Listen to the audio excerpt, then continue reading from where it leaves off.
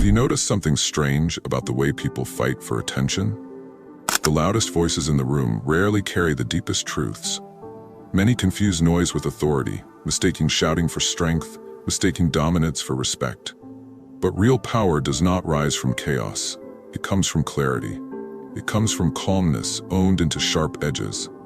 It comes from words so deliberate that when you speak, silence follows. Not because you forced it, not because you demanded it, but because everyone present recognizes the weight of what was just said. And today, we will uncover 5 phrases that embody that kind of presence. 5 phrases that cut through arrogance, disrespect, and noise. Each one is simple, yet devastatingly effective. And phrase number 3, it carries such precision that it can halt even the fiercest argument in its tracks, flipping the power dynamic without a single raised voice. The Stoics understood this. Marcus Aurelius warned, "Waste no more time arguing about what a good man should be." D1. Respect is not seized through volume. It is commanded through calm authority.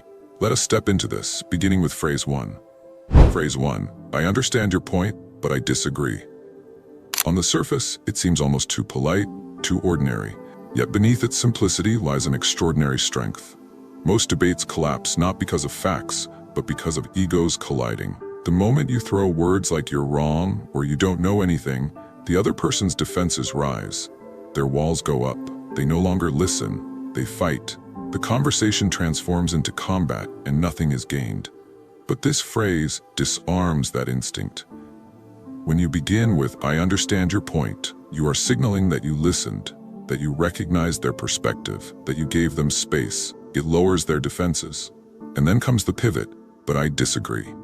No anger, no mocking, no raised volume, just calm certainty. Imagine the boardroom where someone presents a plan, destined to fail. Most stay quiet to avoid conflict. Others attack harshly, igniting unnecessary hostility. But you, steady eyes, composed tone, simply lean forward and say, "I understand your point, but I disagree." The room shifts. Suddenly, you are no longer the rebel, no longer the aggressor. You are the independent voice unwilling to be swept along. This is Stoicism in practice. The separation of emotion from judgment. The power to stand firm without losing control of yourself. Anyone can say "you're wrong." That is easy. That requires no mastery. But to calmly disagree while showing respect requires discipline. And here lies the hidden truth. The calmer your stance, the more it pierces through. People may not remember every fact you cite, but they will remember your composure. And the one who controls his voice often controls the entire room. The one who governs his mind commands respect without asking for it. Carry this phrase into your next conversation and watch how the energy bends toward you. Phrase 2. I don't find that appropriate. 5 words, short, unshaken. But within these 5 words lives a boundary as clear as stone. Most people stumble when disrespect appears. They laugh nervously, stay silent, or worse, play along. And in that silence, they send an invisible message. It is safe to cross me. It is safe to mock me. It is safe to ignore my dignity. But when you look someone in the eye, voice calm, and say, "I don't find that appropriate," everything shifts. No anger, no lecture, no wasted explanation, just an immovable line. Picture this. A dinner table, a tasteless joke thrown into the air, everyone expecting your nervous smile. Instead, you breathe. You speak, "I don't find that appropriate." The air freezes. Laughter fades. Suddenly the room recognizes you as someone who cannot be bought by approval, someone who cannot be pushed into the mud just to fit in. Seneca once said, "He who respects himself will be respected by others." This phrase is that truth spoken out loud. And here is the deeper effect. You do not just guard your dignity, you give silent permission for others to guard theirs. Because every room has people who feel the same discomfort, but choose silence. Your words free them. You become a reminder that respect is not granted by others, it is upheld by yourself. A Stoic carries dignity as an invisible shield. It requires no defense, it radiates. And in that calm clarity, the world adjusts itself around you. Use this phrase and watch how quickly disrespect retreats. Phrase 3, let's talk when we can do so respectfully. Every conversation has a tipping point, a point where dialogue mutates into noise. Voices sharpen, interruptions cut through, every word becomes ammunition. And in those moments, most people stumble into one of 2 traps. They either mirror the aggression, matching volume with volume, or they retreat in silence, feeling defeated. But the Stoic path is different. Instead of escalating, instead of shrinking, you breathe and say, "Let's talk when we can do so respectfully." And instantly the fire loses oxygen. The rules of the exchange are rewritten. You have refused to fight on their terms, and now control belongs to you. Imagine the coworker interrupting you, voice sharp, tone domineering. You don't raise your voice, you don't beg to finish your sentence. Calmly you respond, "Let's talk when we can do so respectfully."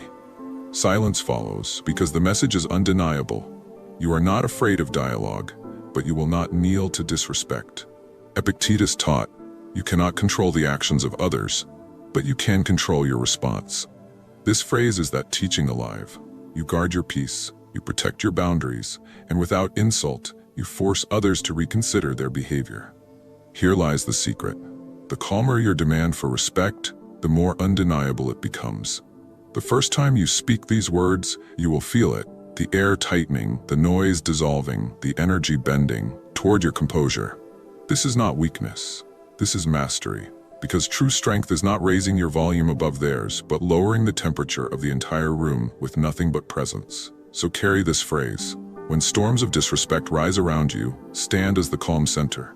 Do not walk away in defeat. Walk away in control.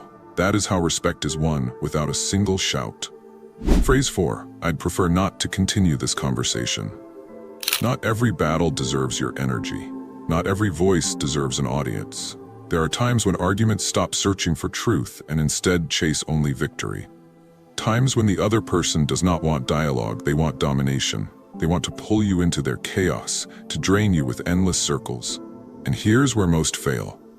They argue longer, louder, burning hours of their lives, proving points that never needed proving. But the disciplined man does not play this game. He pauses, breathes, and with calm certainty says, I'd prefer not to continue this conversation. With those words, the trap collapses. Not out of fear, not out of weakness, but out of strength. Because strength is not measured by how long you can wrestle in the mud. Strength is measured by how quickly you can protect your peace. Picture this, someone keeps circling the same accusations, provoking you, demanding endless explanations. You feel the tug to defend yourself. But instead, steady tone, unshaken eyes, you say, I'd prefer not to continue this conversation. The air shifts, because you've just demonstrated that you are not chained to their noise. Marcus Aurelius wrote, the best revenge is not to be like your enemy.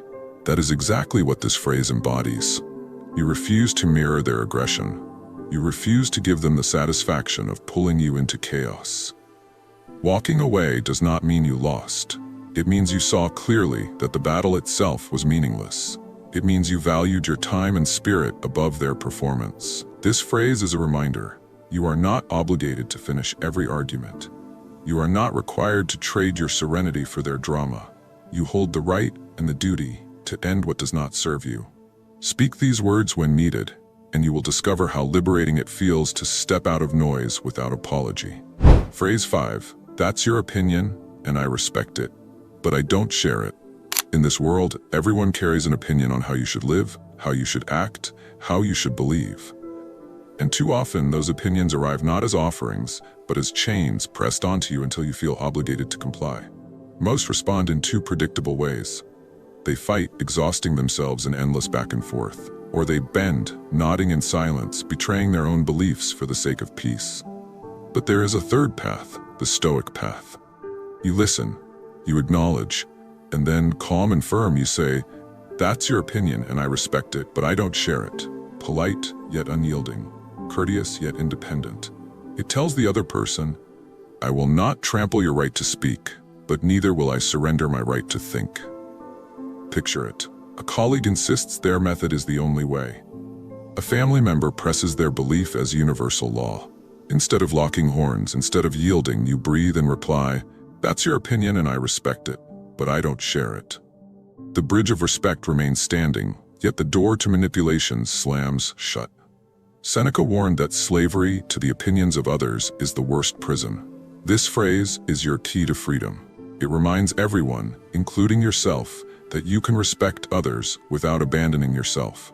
And while they may disagree, while they may even disapprove, they will recognize the strength it takes to stand alone calmly, gracefully, without apology. For true dignity is not crushing every other opinion. True dignity is carrying your own without needing to destroy theirs. Speak these words, and you carry yourself as unshakable, independent, untied. Notice their shared qualities. First, they separate emotion from reaction. You do not mirror fire with fire, you respond with clarity. Second, they establish boundaries. Each phrase silently instructs others how they are permitted to treat you. Third, they project self-respect. And self-respect is always the seed from which external respect grows. To speak like this is not just communication, it is philosophy in action. It is Stoicism made flesh. The paradox is clear. The less you demand respect, the more people offer it to you freely. At work, in meetings heavy with ego, most voices either hide or react too quickly. But when you replace silence with calm firmness, you shift perception. Superiors begin to see you not as timid, but as steady. Colleagues no longer view you as reactive, but as reliable. In relationships, arguments rarely destroy love. Disrespect does. And when you use these phrases, you declare boundaries with grace. You remind your partner, I value us, but I will not abandon myself.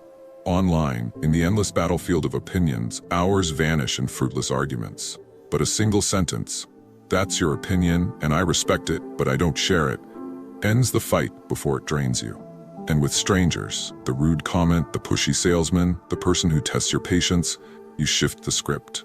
They expect anger or surrender. But when you remain calm and firm, they realize they cannot control you.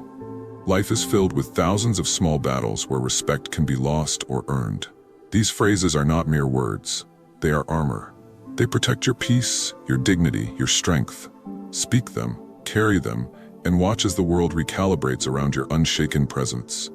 Simple words, calm words, but together, they form a code of self-respect stronger than any shout. Respect cannot be demanded, it is commanded by character. And when you speak with composure, the world listens.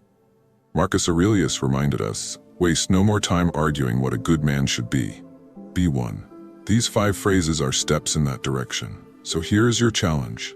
Choose one phrase and use it this week. Do not speak it in anger.